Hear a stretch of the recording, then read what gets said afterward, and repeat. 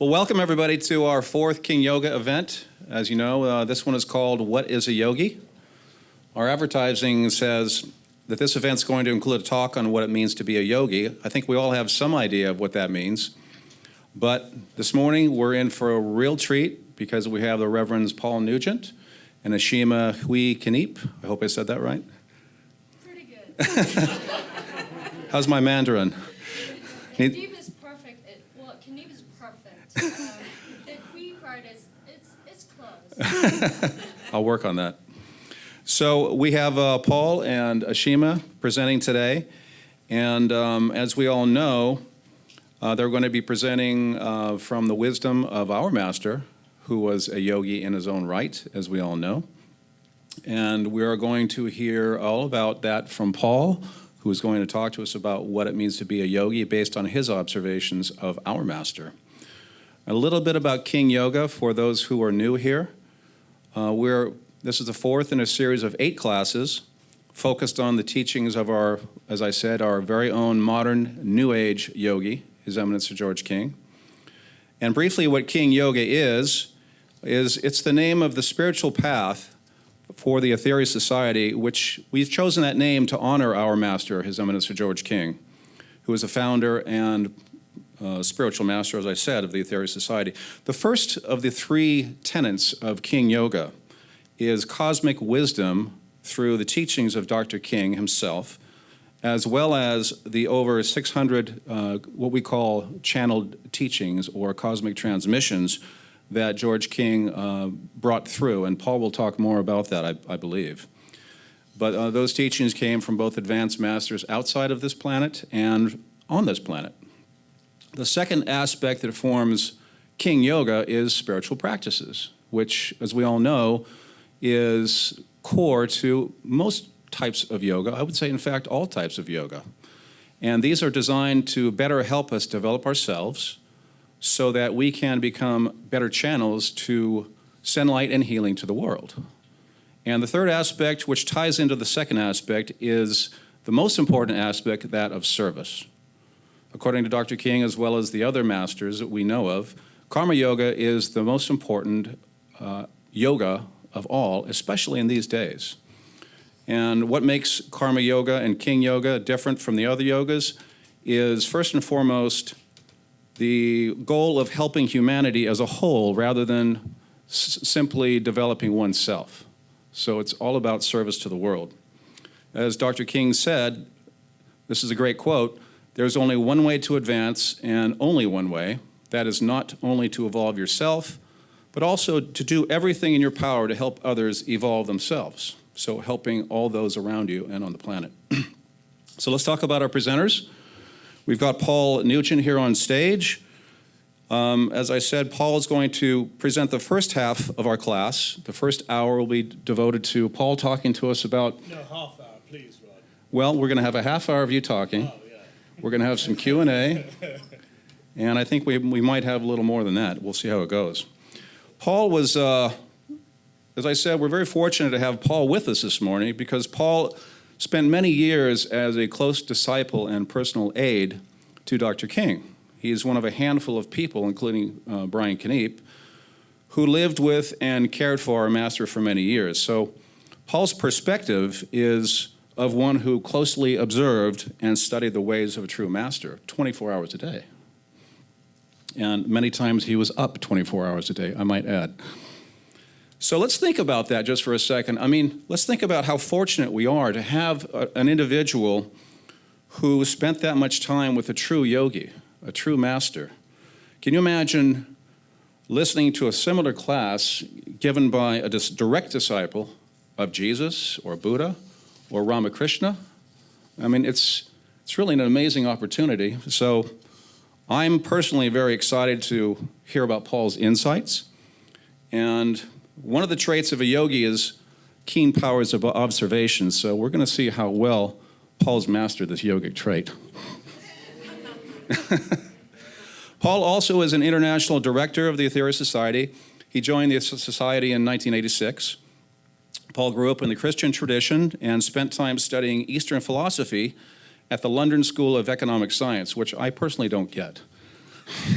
I could give you half an hour on that. As well, Paul spent 2 periods at Findhorn, you see, a New Age spiritual community in the north of Scotland. And Paul is very active in interfaith efforts and a board member of the Southern California Committee for the Parliament of the World's Religions. So, as I said, we'll spend the first half hour to hour listening to Paul, followed by a short Q&A session, and then a break. And then our next session will be presented by Ashima Huikneep. How was that? Was that better? Yes, better. Okay. Ashima is going to guide us through a simple yet very powerful yogic practice taught to us all by Dr. King. So that's something to really look forward to. Ashima was born and raised in Hong Kong, learned about spirituality from a Satguru, which helped her embrace the teachings of the Aetherius Society. She became a member in Canada 16 years ago and has been a staff member here since 2007, here in Toronto. Correct? Yeah. Well, Toronto, I wasn't a staff. Technically, to be precise, like a yogi would, that would be, I lived in Windsor, and I was a staff member at the Michigan branch. Thank you for clarifying that. Okay, so as we all know, Ashima loves to share her unique perspective on King Yoga with others, and Ashima is very versed in yogic practices, and I have to say she has a very caring, loving, patient approach to her teaching, which I know we all appreciate. So, without further ado, I'd like to invite Paul to start this event.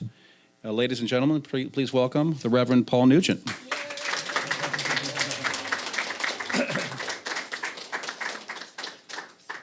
Well, thank you very much, Rodney. The only thing that I would like to clarify, just sort of being you having the yogi precision, is that yes, I was very privileged and honored to be a personal assistant to our master, but I wouldn't say necessarily for several years. It was a few years in the latter part of his life. I think altogether, well, in Santa Barbara, it was about 3.5 years. I went to Santa Barbara for a weekend, and I stayed for 3.5 years, if you really want to know. Anyway, while in Santa Barbara, of course, we had many experiences. I remember one in particular, when I had rushed through our master's living room where he tended to sit during the day. And about 10 seconds, I rushed through into the kitchen. Brian might remember this. And the master followed me in about 10 seconds later. And he said, "Why are you rushing?" He said, "There's no rush. There's only God's time, which is now. And it's all happened anyway." Which was just a completely remarkable. I'm so glad I rushed, because if I hadn't rushed, we never would have had that little piece of that insight and that bit of wisdom from our master. But I think that the reason that I bring that up is because in the true and real sense, and I'd say this was the case with our master, and I'd say it would have to be the case with every yoga master, is that they live literally in the now. They are in the now. And I think for all of us who did know our master, whenever one went before him, one was totally in his presence, which was just a remarkable experience. And I'm sure that is the same for all great yogis.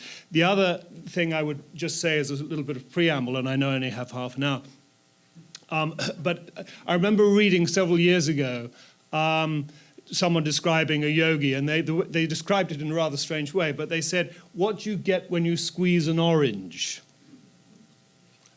I think I heard that somewhere. Very, very good. You get orange juice. You get orange juice. And what they were trying to say is that you always get the same thing. You always get that essence, that same essence from a yoga master.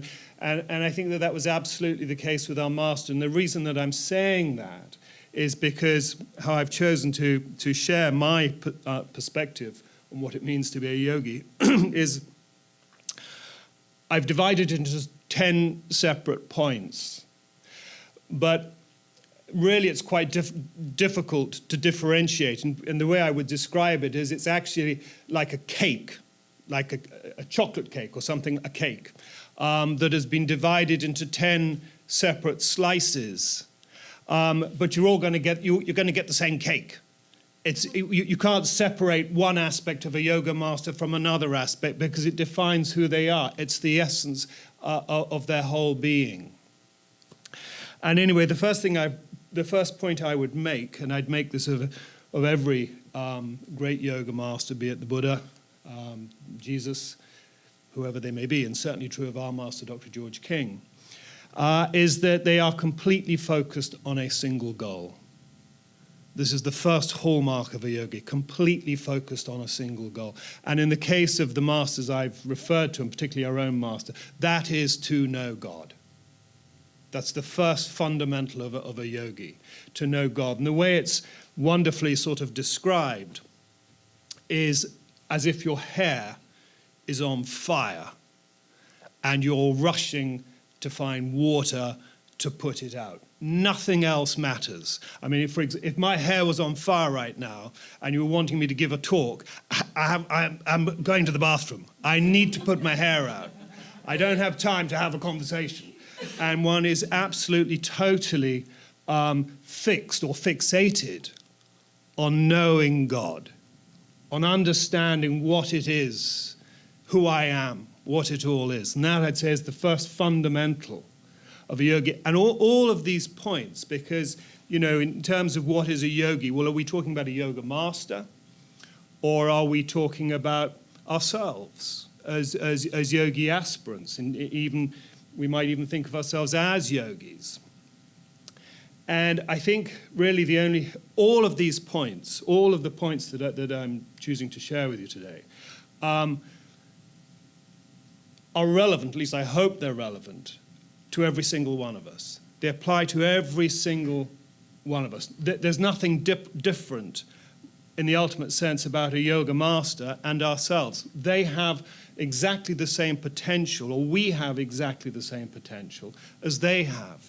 They've just realized that potential. And anyway, that is the first, I would say, fundamental hallmark of a yogi. Complete single-mindedness to know God. The second point I'd have is a yogi is completely dedicated to serving God. Once they've found God, then their whole life becomes one of serving that God, because one knows that there is no separation. In fact, that even defines the word yoga, a Sanskrit word which literally means union or union with God. And so one sees that one comes into the present moment, and particularly on this planet, one sees the plight of us unrealized yogis.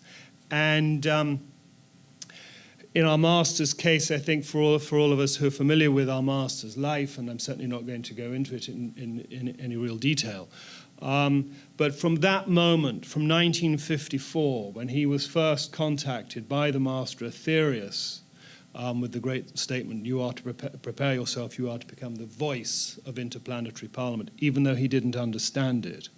But the rest of his life, and I can say, as can Brian and as can Richard and all of us who were close to our master, that this stayed with him right up to his dying last breath. His whole entire life was devoted and dedicated to serving humanity. I don't really have time to go into the great missions which he devised and the way he did that. That certainly can be and is another aspect of karma yoga. But just sort of thinking of myself, I'm getting embarrassed, but I am going to be 60 this year. I don't know why I'm getting embarrassed about that, but sometimes what I do is I think, well, what was our master doing at the same age? What was he doing when he was my age? And our master, he had just, well, to be precise, he was, I would say, primarily working on Plan B of Operation Sunbeam, how to expand Operation Sunbeam, the greatest service mission ever given to mankind. But it was still the original way of doing it, Plan A. We didn't even have Operation Space Magic. The Saturn mission had not even been conceived.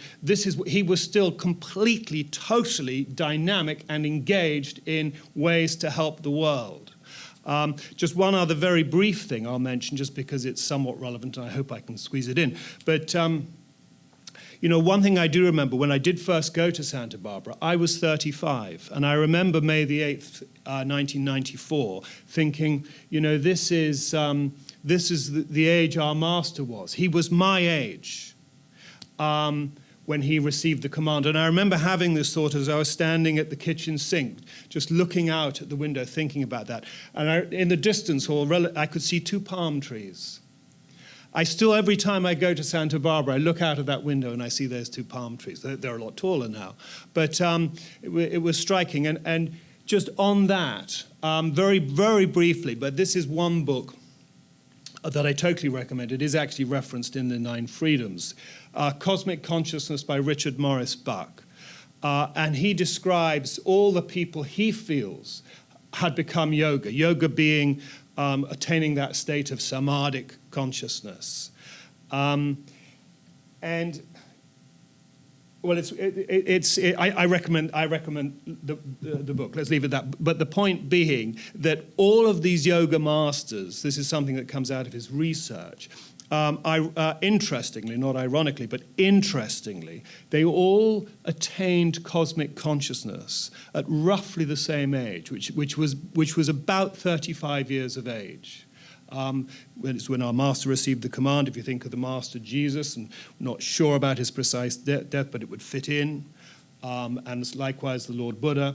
They were all roughly of that similar age. That's enough of number 2.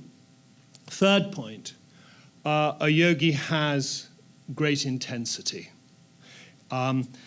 Nothing that a master does is half-hearted. If they're going to do it half-hearted, you might as well not do it. And this was just to give one or 2 examples, but one of them is prayer. If you're going to pray, give it everything you've got. Give it everything you've got. I mean, sometimes you would hear him on some of the addresses that we listen to on a Sunday, and he'd come in and he would sort of scoff or mourn how he just heard the congregation deliver the prayer. Whatever it was, if you're going to cut grass, cut it right. Don't sort of wander all over the place with a lawnmower. Nice, straight lines. Pay attention. Pay attention to everything that you're doing. One of the things that our master said is that nothing can be achieved without enthusiasm. He loved enthusiasm. He loved enthusiasm. And by the same token, he loathed disinterest. A yogi does not have disinterest. They're focused and fixed and have this tremendous passion and intensity and enthusiasm for everything they do. And just one of the things that our master would often say, and it's a very good thing indeed to be reminded of. But he says, he would say, if you had my kind of interest, you wouldn't do that. You wouldn't leave that cup there or you wouldn't leave that piece of trash on the ground. If you had my kind of interest, which was absolute, you would do it.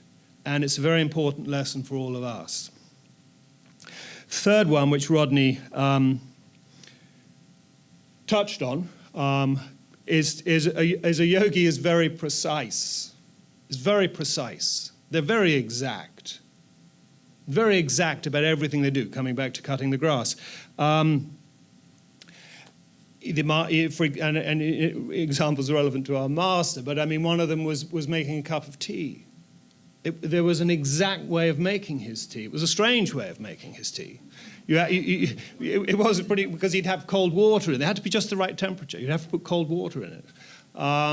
And just so much sugar and just the right amount of cream. And if it wasn't, you'd upset him. And I mean, even it's just small things. Karen, I'm sure, will remember from doing a lot of this kind of work, but folding a letter.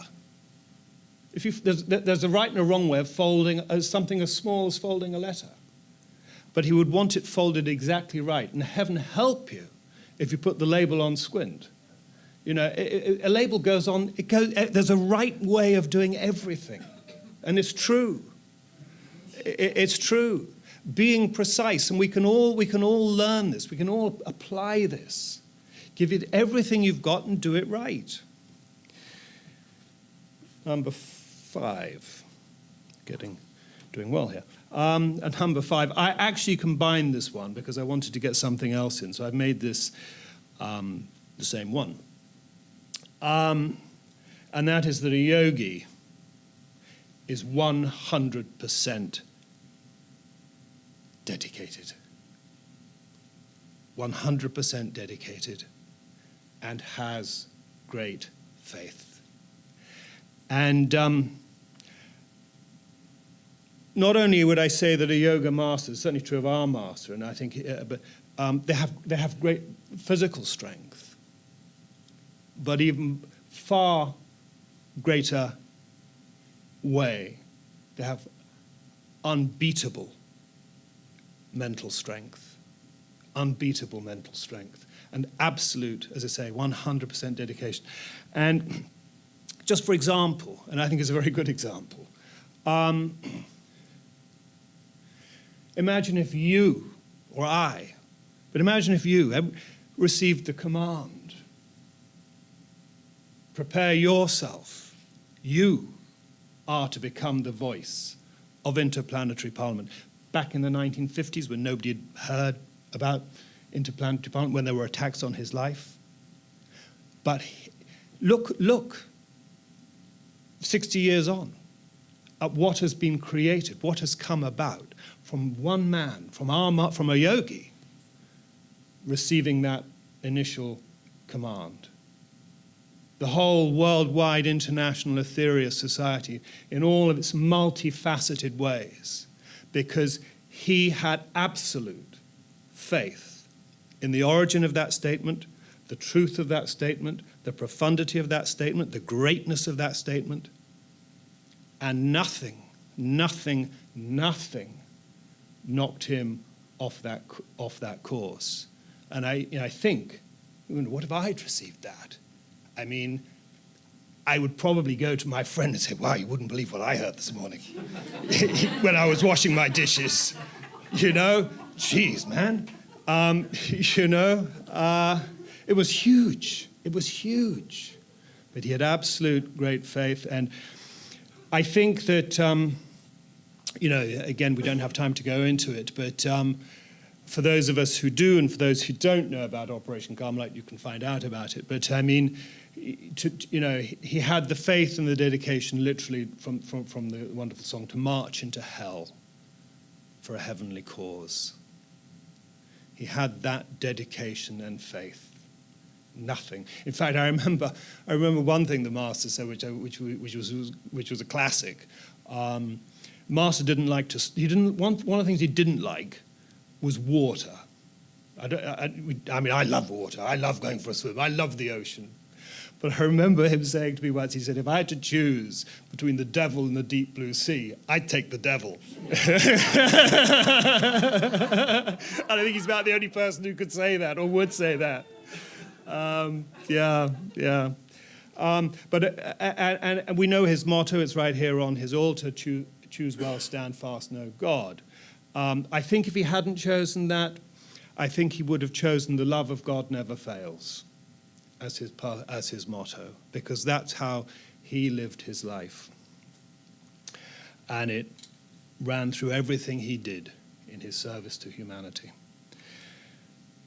6, a yogi, and Rodney, this is one, you picked up on this one as well, Rodney. And I think actually this is the one that I wanted to add in. Number 6, a yogi is very attentive. It's very attentive. A yogi notices literally everything. They see everything. You don't get away with anything with a yoga master. You just don't. And this was not just sort of, I mean, if people want examples, but we used to print Cosmic Voice regularly. Every month there'd be an issue of Cosmic Voice, and the master would or everything that was printed, he would want to see a proof, and he would spot stuff in there that everybody else had missed.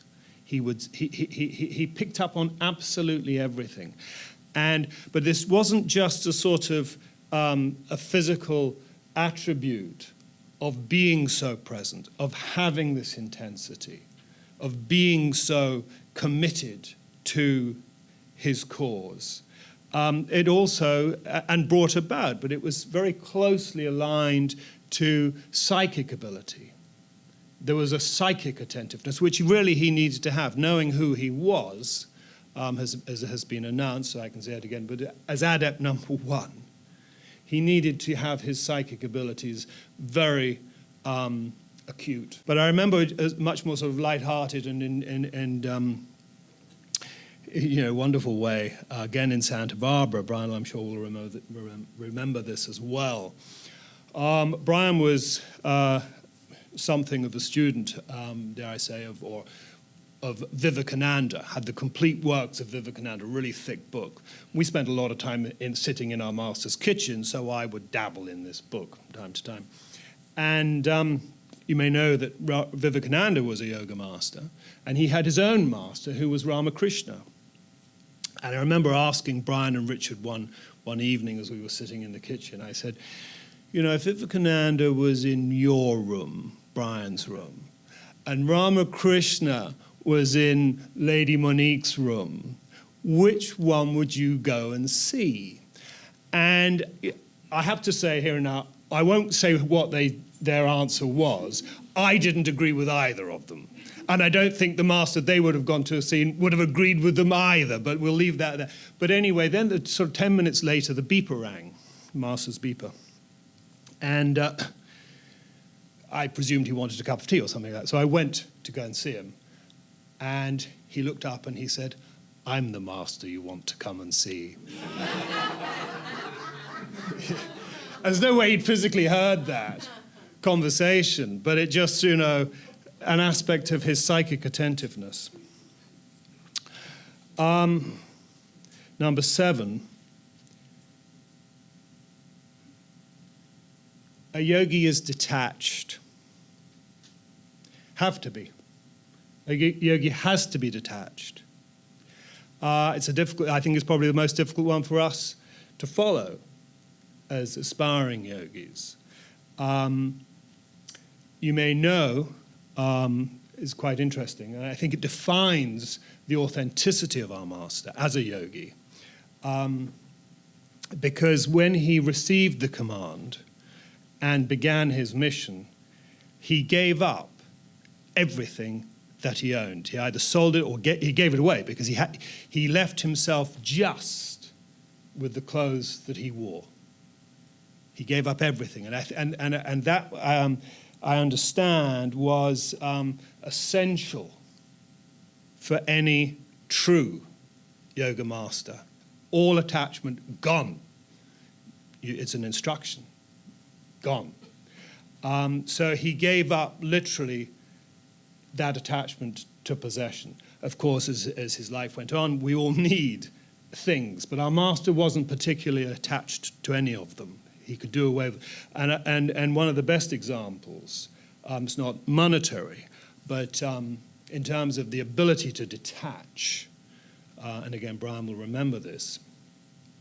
Our master, probably from, like some of us, from his teenage years, was a smoker. Our master smoked just about for all of his life, I would imagine. I mean, he was in the 40s, people smoked in the 40s.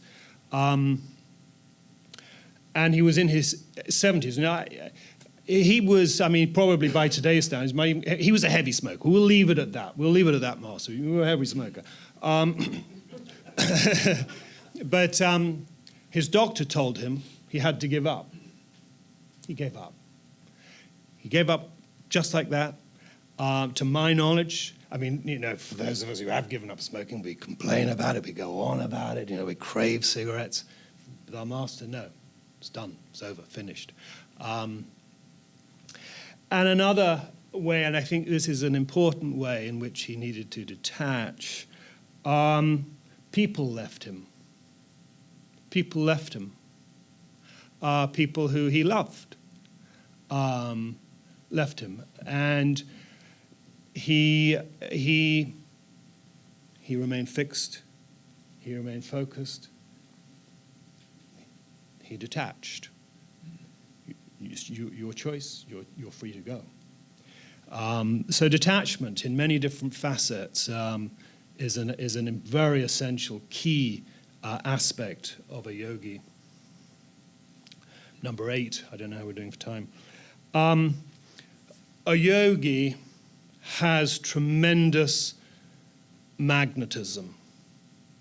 And I think this is one of the things that we miss most of all, those of us who knew the master and for those who didn't know our master.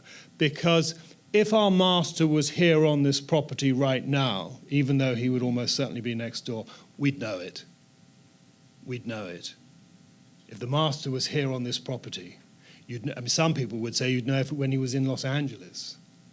He had this tremendous radiance, this aura, that in a way, only in a way, ran both ways. Because nothing was greater, just more precious than being in our master's company and where it's a good exchange, where he's enjoying your company, where you're pleasing. There was nothing better. There was nothing better than that kind of exchange with the master. But by the very same token, there was nothing worse, and I'll be polite here, but upsetting him. You just did not want to because you felt awful. You felt awful for days. It could go on for days, depending on the severity of the situation. You just felt so bad. Such was his tremendous persona, magnetism, aura, beingness. Most of the time, I would say that he kept his magnetism very, very, very contained. Very contained. But again, just one example, personal example. Experience one time in Santa Barbara, I remember it well, we'll never forget it. I was on duty that night. Rodney was quite right. A lot of this stuff was almost 24 hours. I think the latest we ever put the master to bed was about 3 a.m. We'd started 11 or 10:30, 11 putting him to bed, and I think we went on, took us nearly 5 hours just to actually get him into bed and stay there. And once he was, you wanted to tiptoe out and just go to your room and close the door. Anyway, I was on duty this particular night, and I heard the master's bed creaking upwards. He had one of these electric beds that you could tilt the mattress, and I could hear it, and I was just waiting for the buzzer to go. And it hasn't gone yet. What's happening? And then, even more strange, I heard him going into the bathroom without beeping. I mean, the master never would get up out of bed and go in the bathroom without having you be there or outside, obviously. So I was curious, and I'd opened my door. I was sort of peering at him, I could see him down the end of the corridor as I heard this bed. Went in the bath, and I shut my door because, if he'd wanted me, he would have called me. And then I heard him coming out of the bathroom. I was now lying on top of the bed. I used to sleep in what was Lady Monique's bedroom. And the master came down the corridor in the house, and I could feel, this is in terms of his yogi's magnetism, here where the guard was down. Because as he approached me, I became absolutely paralyzed. And as he continued walking by, the paralysis wore off. And then he turned around, and again I could feel this paralysis. And when he was exactly opposite, I was completely paralyzed. Wore off, and he did this back and forth, up and down the corridor 3 times. So that is just, as I say, I think, not I think, but the master kept his true light, or that magnetism, under relative wraps, or under complete wraps, virtually. Very occasion. I'm imagining he was in contact with one of the masters, and you stay there, boy, and I'm going to make sure you stay there, you know. But that a yoga master has great magnetism. Number 9, just 2 to go. A yogi is also very balanced. I mean, you're getting, I hope you're getting, you know, a picture of the intensity and the magnitude of a yoga master, and that is their fundamental being. But our master knew how to relax. He knew how to have his downtime. In fact, he really would define the term work hard, play hard.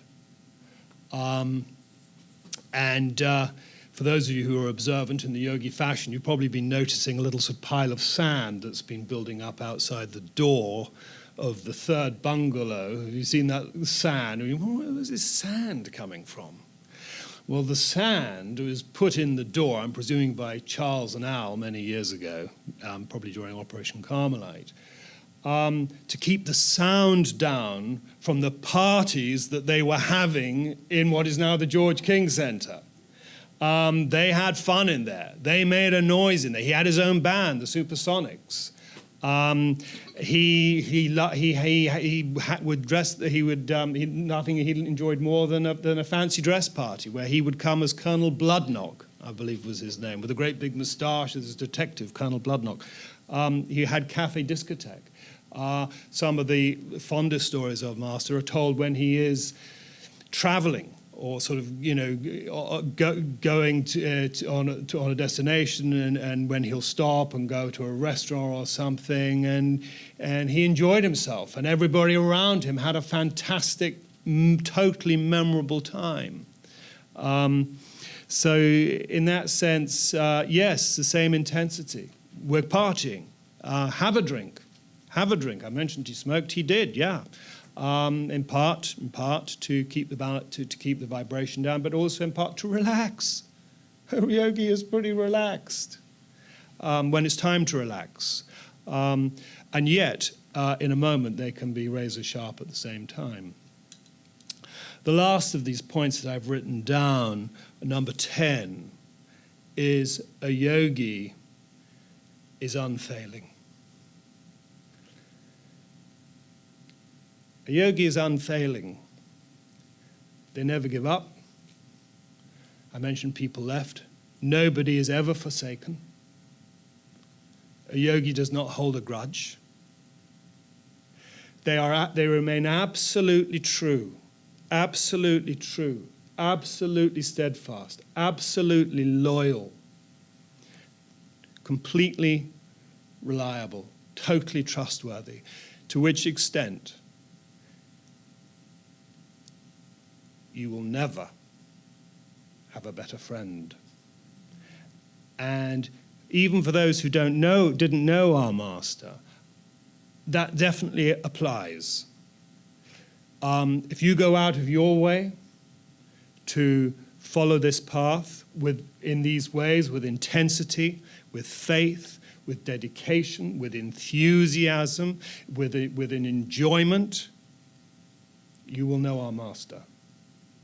And as a great yogi, he will never, and that means never, forsake you. Lastly, I just wrote 2 other things down. Basic as afterthoughts. I think this. I even put the great secret. The great secret. These are my words. At least I'm sure somebody else has said them or thought of them, but the great secret is everything is yoga. Everything is yoga. Every aspect of our life is yoga. And in the true sense it is, because this union, this oneness, which yoga means, is there even though we're not aware of it. But everything we do, everything we speak, everything we think, how we speak, how we think, how we act, Everything is yoga. And we can either do good yoga, we can do so-so yoga, or we can even do bad yoga. And the final thing, which I just wrote down, is a yogi gets it. A yogi gets it. On that note, I don't know what the three fingers mean, but, well, 3 minutes for questions and answers. So that is, I mean, there's many other things I could have thought about and jotted down, but that's my take in this King Yoga Experience class on my experience of knowing a true and a great yoga master. Just to mention something about him being a practical yogi. A yogi's very practical. Absolutely, a very good point. A yogi is totally practical. The last thing they are is impractical. In fact, that's one of the things that I remember him pointing out, either in a lecture or writing down. But a metaphysical person is also a very practical person. And that's an aspect of yoga. I mean, find out how to do something. And he had to find out how to do cosmic missions, but find out how to do it and do it. And the people who followed him were not very highly advanced necessarily. You mean people like us? Yeah. No, we weren't. You're absolutely right. Used us for whatever we could do. He absolutely. He would see potential in a person, and he would get that person to do something, and he would train them to do it, and he'd encourage them to do it. He'd show them as necessary. We would say, "Well, go and see that person, but find out how to do it." Anyway, thank you, Elaine. I mean, the master certainly was very, very practical. Any other points or questions? I've heard stories from people who were there in England who, when the master lived in England, they tried to convince him to stop smoking. And so he humored them after saying no. He finally humored them and he stopped smoking. I think he stopped smoking for a week, and they started to be able to see through him. Oh, well, that's right. That was in the early days. No. I think that was after he would been doing. Well, you might be right. I can't say that isn't a true story, but I mean, it's I think quite well known that when he was developing himself and coming back to that dedication and discipline, when he was performing yoga for up to 8 hours a day over a 10-year period. I mean, talk about intensity. But I think he'd been doing some yogic practices, and he walked into a tobacconist's shop in Blackpool in the north of England, and he was waiting for the shop steward to serve him, and the shop steward was not serving, was serving everybody else, and he was standing there because the shop steward couldn't see him because he'd gone invisible. And yeah, I mean, and there are other stories like that. I mean, not going invisible. I've heard stories of our master being double. I haven't gone into all of that aspect because I really wanted to look at things that we could apply in our own lives. Those will come. That kind of thing will come. But all the other stuff, to be a true friend, to be totally loyal, to be balanced, detached, attentive, precise, single-minded, etc. Are things that, as aspiring yogis, we should all apply in our own lives if we really seek the goal. Yes, Jude. Is our master a vegetarian? Is our master a vegetarian? I think you know the answer to that. The master was not a vegetarian, and in that sense, again, very practical, because, as Rodney said in his introduction, the most important thing is to be of service. And there were some people in the society who went on this very sort of extreme diet, but they didn't have the energy to do the practical, essential work that he needed in his missions. And so he said, look, get off that diet and eat meat. But it wasn't, if you can do the work with that, he wasn't, had nothing against vegetarianism. I do remember in one occasion, or hearing about it in an address that he gave, after Operation Blue Water, one of the phases, or practice phase, the team had gone fishing. And the people in London couldn't believe that they'd gone fishing. Why would they go fishing? You know, it's a terrible thing to do. You can't eat fish. You shouldn't eat fish. And the master addressed it, and he said, look, if you don't want to eat fish, that's fine. And if you want to eat fish, that's fine too. Don't bang on about it. It's a personal choice. But he did also say fish, F-I-S-H, is a very occult food. Anyway, he was not personally a vegetarian. But if you want to be a vegetarian, or anybody wants to be a vegetarian, absolutely fine. Just make sure you can do the work. It's good to know. Thank you. No, because Thank I you. always have a guilty feeling about eating fish. Right, good. If you eat meat and you use the meat to be of service is one thing, but if you use it to just be able to dance faster or better, that's a different thing. Yeah. So I think you offset the eating of meat Right, if you're using Right. it for the energy for service. right. Intention and karma play into everything. All right, so what do we do now? We have...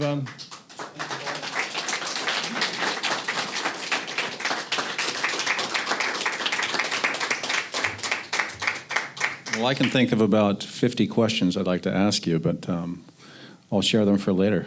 Yeah, so we're going to now talk in circles, or... Well, no, right now we're going to take a 5-minute break, okay? And then we're going to come back and we're going to hear what Ashima has to teach us. So this will take 5 minutes and be back here, well, 5 minutes. 5 minutes. Be precise, Rodney. 5 minutes is 5 minutes.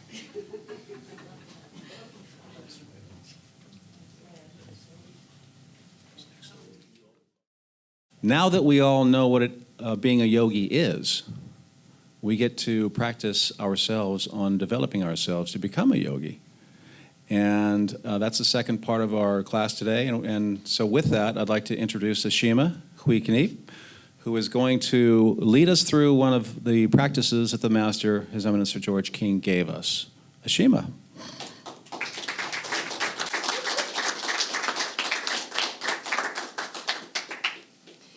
Good morning. Fellow yogis and yoginis, or at least yogis and yoginis in the making. It is wonderful to see all of you here today, and it is my great pleasure to be able to be here to share with you a very potent spiritual practice that can help us make great strides on our journey back to God. So, since we already had a nice dose of wisdom from the Reverend Paul earlier, now it is time for us to get more hands-on in this segment, to learn about this very potent spiritual practice so that we can put this into use to help us evolve so that we can better help others. Now, I have to admit that this event has given me the opportunity to focus more on my spiritual life, and I guess that is understandable with the title being, What is a Yogi? And also with it being the new moon today, I'm actually doing the new moon fast. That is a practice that is taught in the little booklet, Contact Your Higher Self Through Yoga. And it is on the display out there if you want to check it out. So I'm excited about doing the fast because I've actually gone away from it for quite some time. I used to do it. That's before I got married, actually. I'm not saying marriage has taken me away from it. But my husband does not enjoy doing the fast. And I can't honestly say I did enjoy it either, at least not fully. I mean, I always tended to have this initial resistance, first of all. I knew that, it would do great benefits, it would bring great benefits during the fast, but I just, my lower self would resist towards this idea. But when I was able to get past this, then I would feel really like a change within me. Like I would feel more in tune with things, more energy, but it also tended to give me a headache. But I think that's because I was detoxing. So anyway, so much about the new moon fast.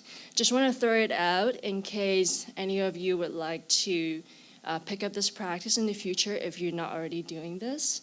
But in case you want to do the fast, it's not, I mean, if you don't do it to the T according to what it says, because you're supposed to just fast using charged water, and I actually supplement it with juice. But if you have had breakfast, I think it's still okay to do it. You know, just do it for the experience of it. And if you really want to do it purely following the guidelines, and do it that way in the future. So now I would like to give you just a quick rundown of what we're going to do now. And first of all, I will guide all of us into a quick visualization practice of the violet flame so that we can all sensitize ourselves in the area around us so that we can get more out of this segment. And then after that, we'll do a little bit of intention setting. And there's no better time to do that than now, with today being the new moon. And then after that, I will go into the feature practice, which is the brain recharging practice as taught by Dr. King. And this practice brings many great benefits. And you will receive the practice from Dr. King directly. And after that, I will walk you through the few steps so that we are all doing this properly in case this is something new to you. And last, we'll all join together to do the practice. So that's that. So are we all ready to start? Okay, so please sit up straight.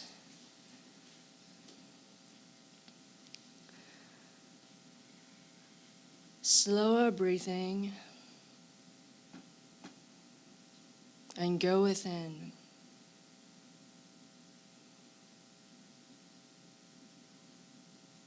Make the breaths long and even.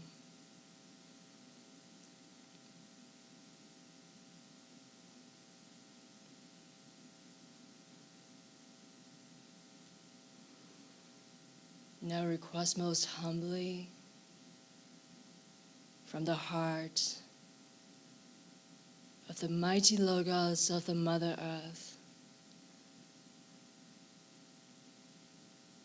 for her violet flame of transmutation and protection to course upwards through your body and aura, all the way up as far as you can visualize it.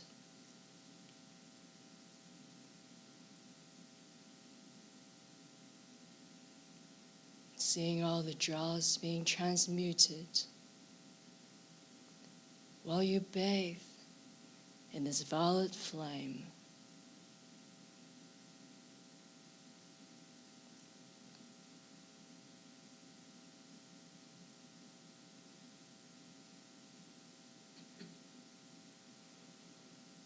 Now detach from this visualization and keep your eyes closed.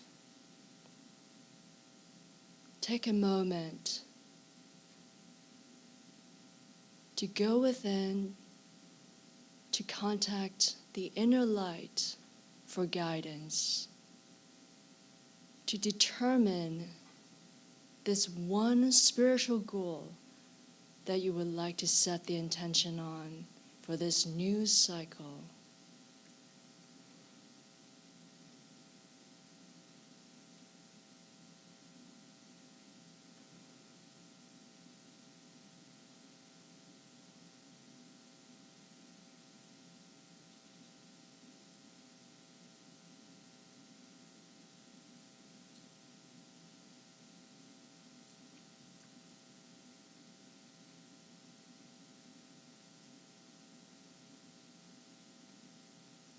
And now draw this to a close. And let's join together as a group to set the intention to be a most potent force of light and be totally open to God's light to flow through us, to bring ever greater peace and light to our world through every action and every thought in this new cycle.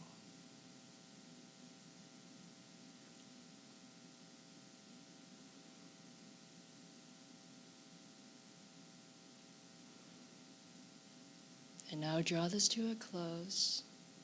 Please join together with the AUM, the holy word, once.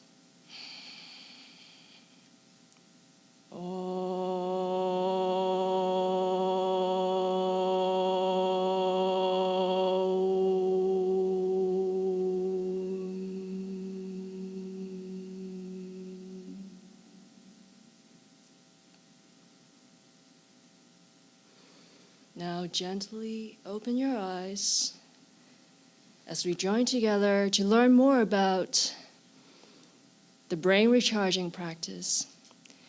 So just to get us even more inspired to learn about this practice and to put this into practice more than we have been, if this is something you already know about it, I would like to share with you a quote by Dr. King in which he explained the significance and the great benefit of doing this practice. And he shared this information before he taught this practice in one of his self-development classes. Dr. King, unless you can throw the energy, the greater part of the energy of your body, up into the head, you will never, never, never, never, never experience the deeper types of meditation. Note he said never 5 times, so he was very definite about that. When the energy is lodged in the higher centers, then meditation has to be the result. And of course, the state of meditation that Dr. King is referring to, as most of you here know, is a very advanced state. It's a much higher state than what is generally considered as meditation by, the mainstream individuals. And another side benefit from performing this practice is that it will enhance our healing abilities by several hundred times. So I think many of us here are healers. So I would encourage you to perform this practice, which only actually takes a few minutes. And it's very simple, yet very powerful practice. So I hope you will make use of this practice going forward. And so now I'm going to let you listen to a 3-minute extract by Dr. King, where he will give you the practice. And after that, I will walk you through the few steps so that we all know what to do. And then after that, we'll join together to perform this practice. So Ernesto, can we please listen to the extract? Now the next part of the exercise is it's the tips of the fingers that we want here. Not so much the whole of the hand, the tips of those fingers, which are extremely sensitive if you use them properly. A lot of people say, well, how can the tips of the fingers be sensitive when I do heavy work and my hands are all not? They still can be extremely sensitive. The tips of the fingers here are put around the knees. First of all, you sit up straight, and then you put them around the knees. I can give some illustration. So now try to push down a little bit with the fingers so that you can feel the weight of them pressing against the nerve centers there. Now don't touch your knees with the flat of your hand, it's just the tips of the fingers we want. Now, what you are doing now, you are conveying your own magnetic energy down through your hands, because a man naturally, by a man I mean a man and a woman, naturally has tremendous magnetic energy in their hands. And also your fingers are acting as antennas through which this energy is radiating through a certain hitherto secret psychic center on the knees, and it should be traveling up the legs into the solar plexus. And you should, in a short time, feel heat or unpleasantness, kind of a sensation in the solar plexus region. A tingling, it can be a tingling, it can be a heat, it can be just a sensation that you can't describe in that solar plexus region.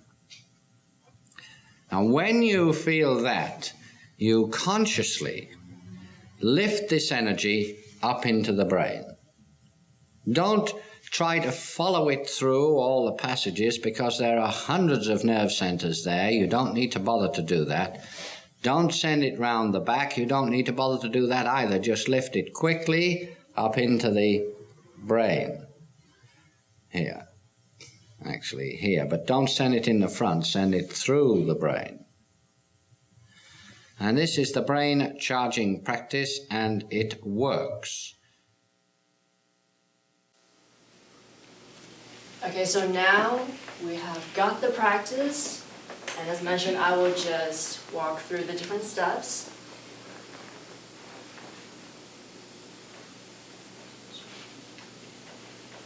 Okay, I'm not reading the hand signs too well right there.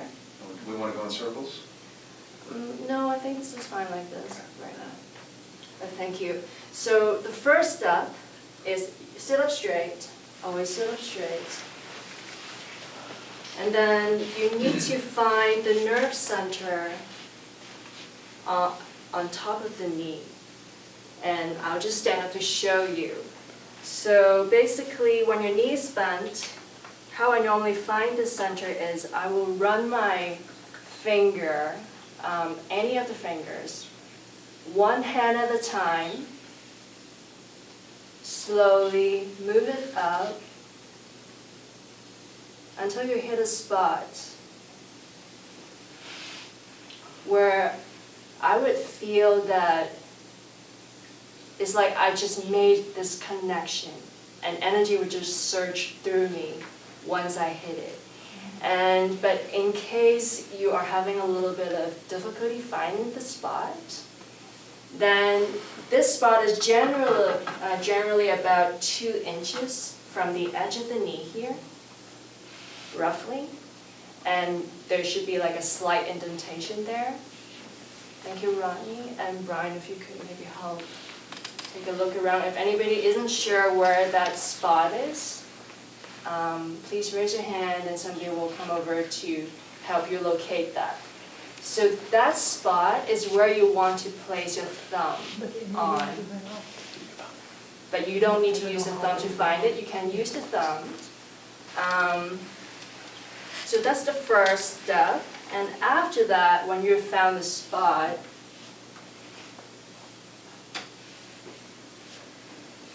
then the rest of the fingers, they will just form almost like a little cup over the kneecap. And it should be just actually right below the kneecap. And there should be like a fleshy part, like a soft part, not like the bone, the kneecap part itself. It's like right below it, and again, there's like a little bit of an indentation there.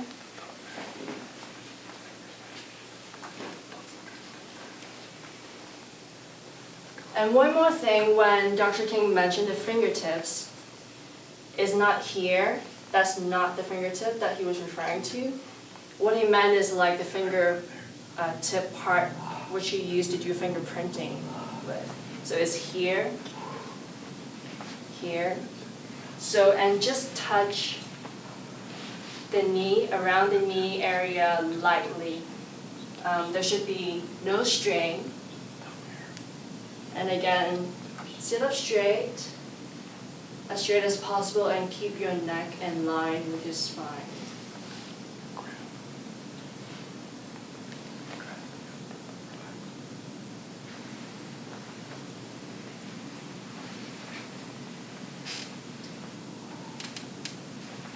So when you've located the proper hand position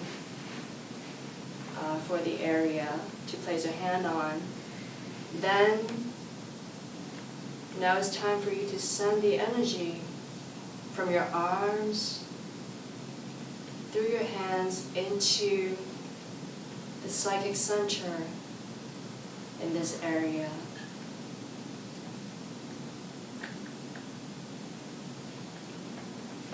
So keep sending the energy, and again, just touch lightly.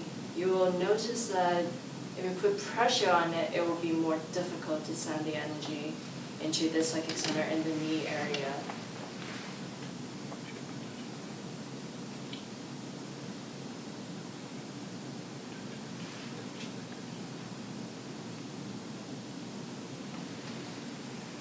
Keep sending the energy,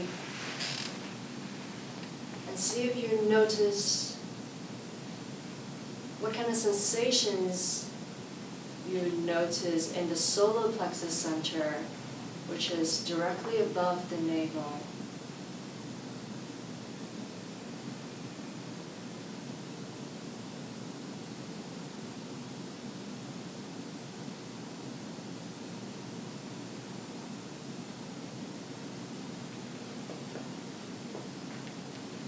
So as Dr. King mentioned, some of the sensations you would feel would be warmth or heat, tingling, or just a general discomfort in that area. And keep the shoulders relaxed.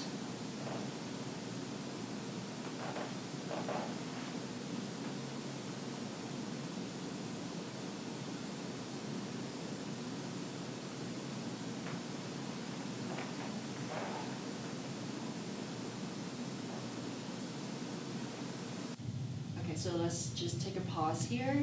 Just like to see, did everybody feel something happening in the solar plexus center?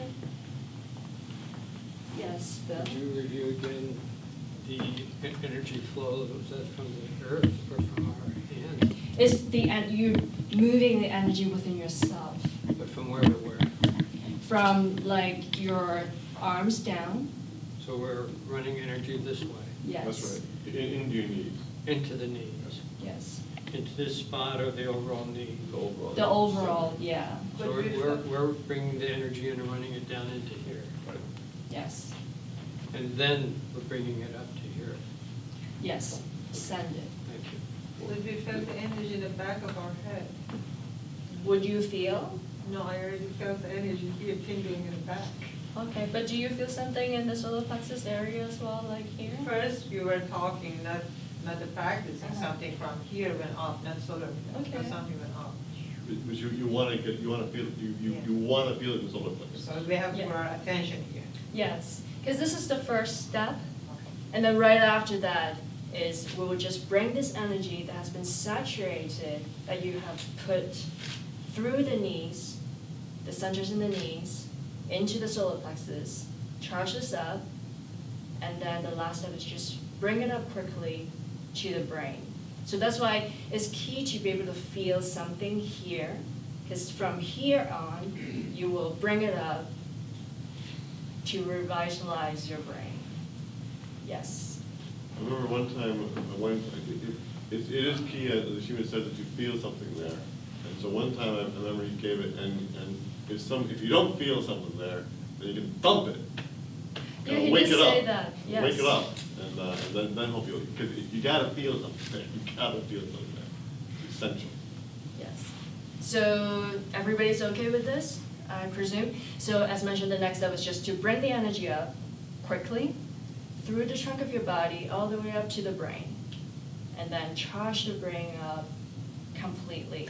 So as you can see, it's actually very simple, but the key is you need to be able to feel what's happening. So is there anybody who would like to share how it felt besides Sudha, in the solar plexus center, or just what you have felt so far? I just want to step back a bit. Yes. When the master said, don't do it in the front of your brain, he said, do it through your brain, so, right? That's right. So when he meant through your brain, what does that actually mean? Well, some people might think of the third eye. You don't want it there. You want it in the whole brain rather than the brain. So you're taking the whole, through your trunk and all the way up? All the way to the brain, sorry. Yeah, into your brain. The whole brain, yeah. And he also said in a different part, I think because he gave this a couple of times, in another longer extract, somebody asked him, like, do I send it through the nadis and all that? And he said, no, don't bother with that. Just bring it up quickly. And if you need to add a color to the light to help you visualize this happening, then use the color white. Use white light. Yeah, and the way he said it, if you need to, in other words, it's better if you don't. But if you need to. Yeah.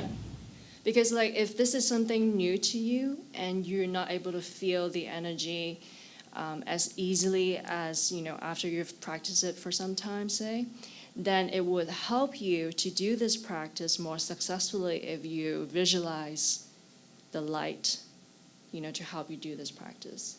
So is there anybody who would like to share what they experienced? Okay, Mario and then Rodney.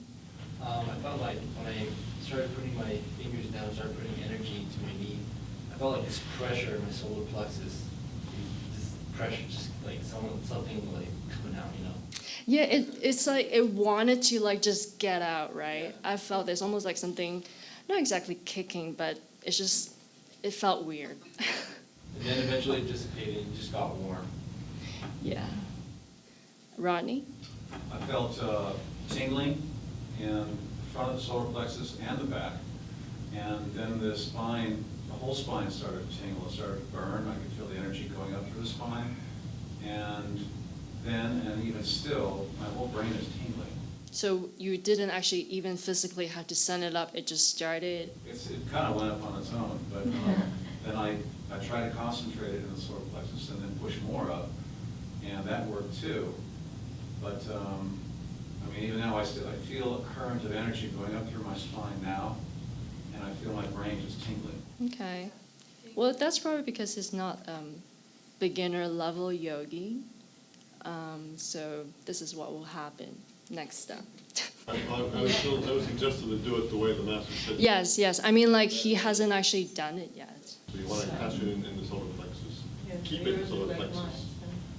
And then when you do it, then bring it up. Yeah. I would also notice other sensations, but the key is to focus on this area because this is the energy that you will want to bring up. And the better you're able to feel it, to concentrate on that, the more energy will go up to your brain. So, okay, I think we're all clear on how to do this, and just let's join together to do it together as a practice and without any interruption. And I'll just guide you through that.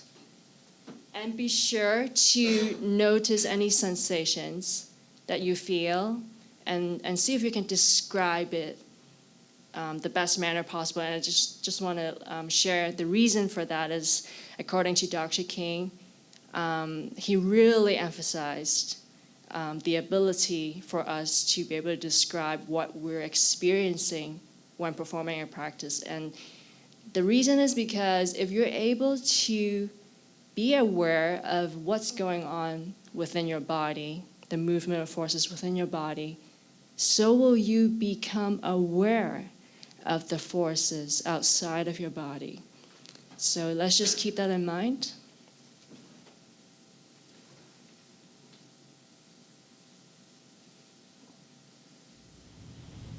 Again, remember the first step is to find the spot on top of the knee area. With a finger, one at a time is easier.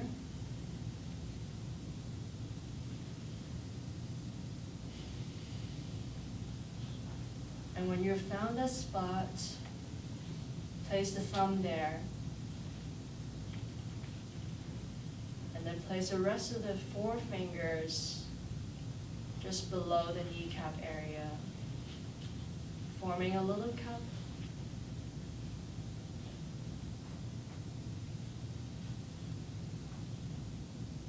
And remember to keep your spine straight, neck in line with the spine,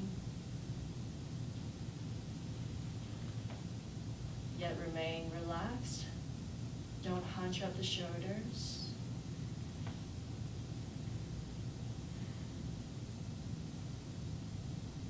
Now focus on sending the energy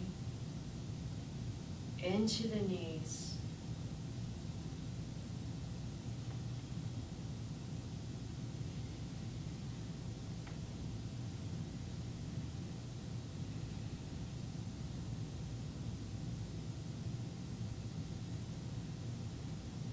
Keep sending this energy into the centers in your knees.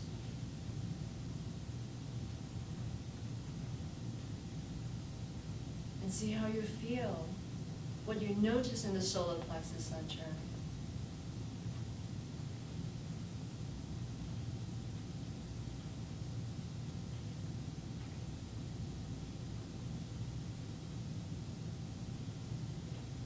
Is it heat, tingling, or just a general discomfort?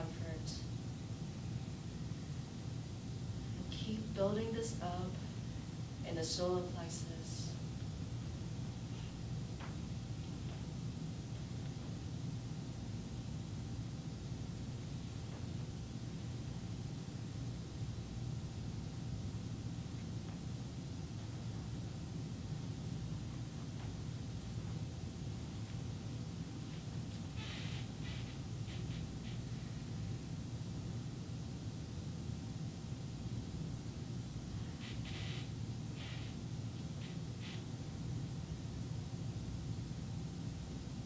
Keep sending the energy. Focus on the solar plexus center. When you can feel it's really saturated there, the energy, then bring this up quickly.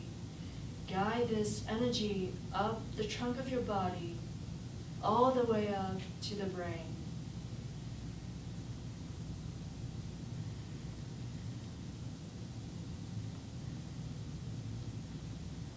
Feel every cell within the brain being charged up by this energy.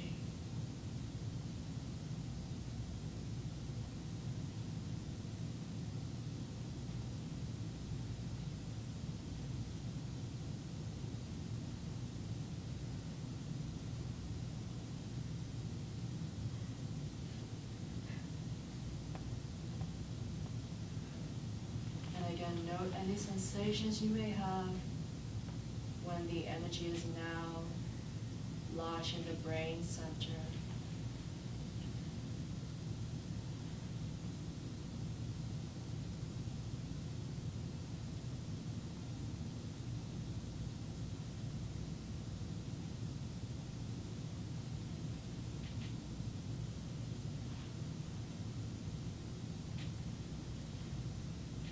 Now detach from this practice.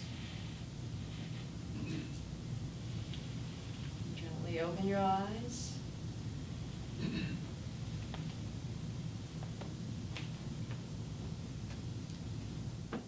So did everybody have a nice experience from performing this practice? Is there anyone besides Rodney, first of all, who would like to share how they felt? Because he already raised his hand, so. I mainly just felt a lot of heat in the back and the spine, and just after it was just like a general buzzing, even of like my face, kind of. Yeah. Like I don't know how to. I think actually how I felt in like the top of my head is like a cool breeze, and also tingling in the lips, besides kind of like a buzzing, tingling kind of feeling in the head. So, and also I have felt like the same thing, the back of the solar plexus center. So is anybody else here would like to share? Karen? The other Karen? Hi. My brain felt happy. Just happy. Now, you've been practicing this like for years. You were here for the self-development class. Yes. So was it difficult for you to learn it then? Or Oh, no? Easy? It was Well, just, I was young and, yeah. you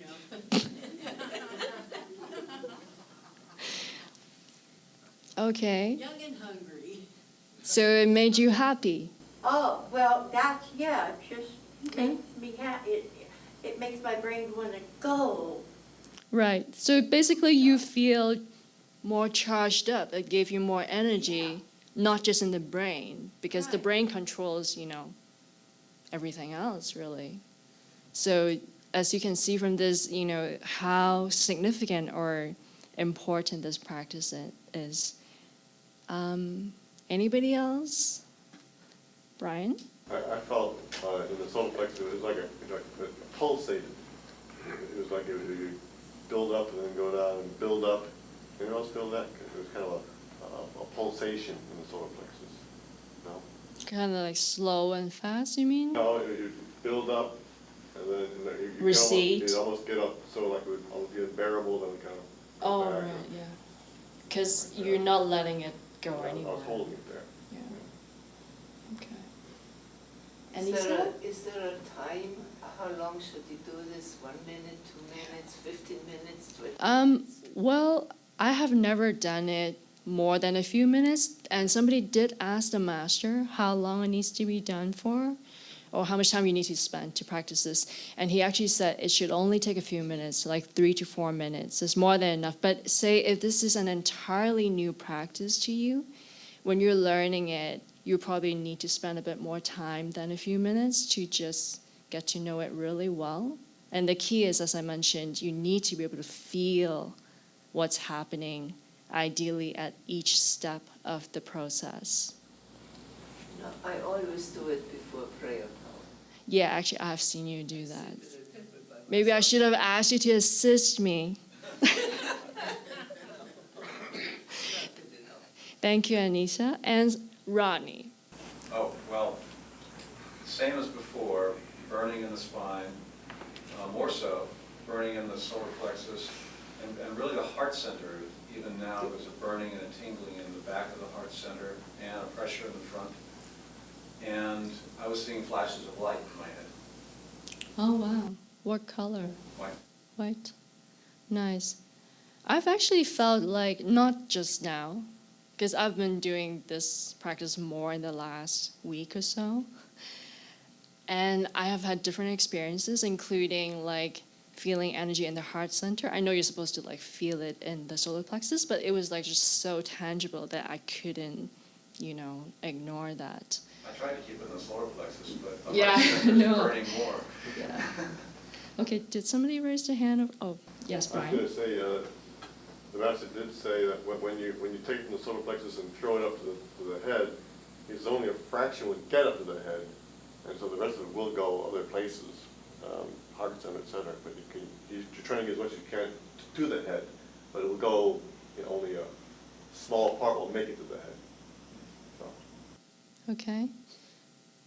Diana? Well, my mind feels like it's open. I mean, it's like fresh air's coming in and it's ready to go. It's like, okay, what else you want to learn? And my whole body from my shoulders down feels all the energy, and it's like, oh, I'm ready to go. But I can't, the mind just feels so clear. The brain feels like it's fresh air coming through. That's great. Well, we can maybe extend this event by another half an hour, perhaps. Okay, anybody else? Okay, thank you all for being here to join together so that we can learn some wisdom as shared by the Reverend Paul earlier about the key traits of a yogi. And then just now we all joined together to learn a very powerful practice that can help us all. And now it is time for us to share within our individual circle for about 15 minutes. And then after that, we will all go for some refreshments 2 doors down, if you can stay, and we hope you can. And I actually forgot to mention that earlier, the fast, the new moon fast that I mentioned, you're supposed to use charged water to do the fast, and we are serving charged water over there. So if you like some and charge yourself up even more, it's over there waiting for you, along with other very nice refreshments lovingly made by Daya. Yes, Jude.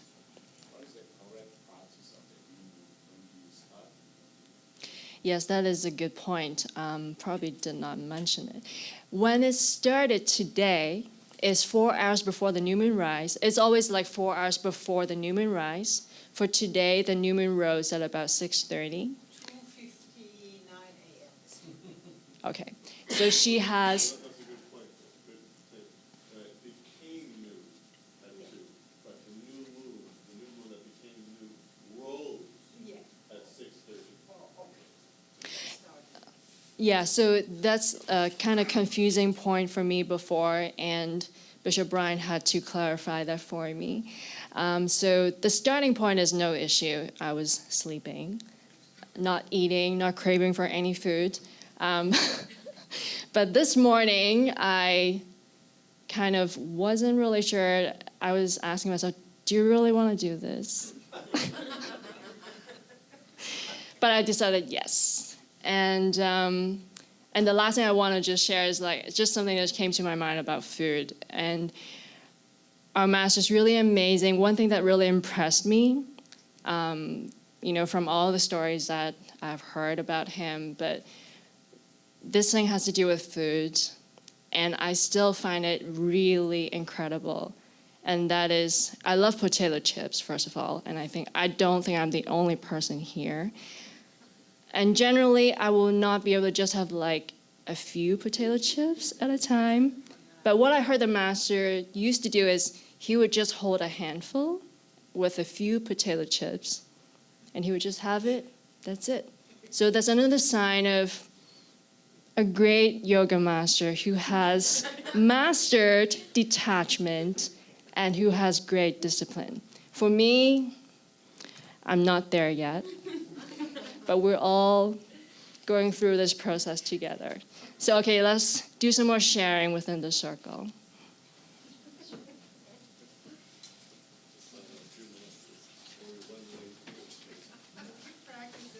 Now, I want to also let everybody know about the next event. The next event in the King Yoga Experience series is our 5th event, and that's going to be Saturday, September the 15th. And the title of that is The Rise of Earth's Vibrations. That's going to be a fantastic class. And it's going to be, I believe, Richard Medway and Ernesto, our own Ernesto, backstage right now. And Richard Medway is certainly qualified to talk about this in many, many ways. He's an amazing individual, amazing knowledge of radionics and advanced metaphysics, and probably one of those few in the society who has worked closely with the master in advanced radionics and what that means to the earth and what that means to the vibrations all around us as the earth releases her energies, and we need to cooperate by raising our vibrations to be in tune with the planet. There's also, I want to mention, as Ashima mentioned before, there's some relevant material on the display outside here. Contact Your Higher Self Through Yoga. King Yoga book, of course, which is our series, the book about our master's practices that he gave us all. And a couple of CDs, Concentration, Contemplation, and Meditation. And lastly, one called How to Be Really Successful, which contains this brain recharging practice on that CD. So certainly well worth getting a copy if you don't have one already and listening to it to continue your practices. So let's all go next door and let's have some refreshments.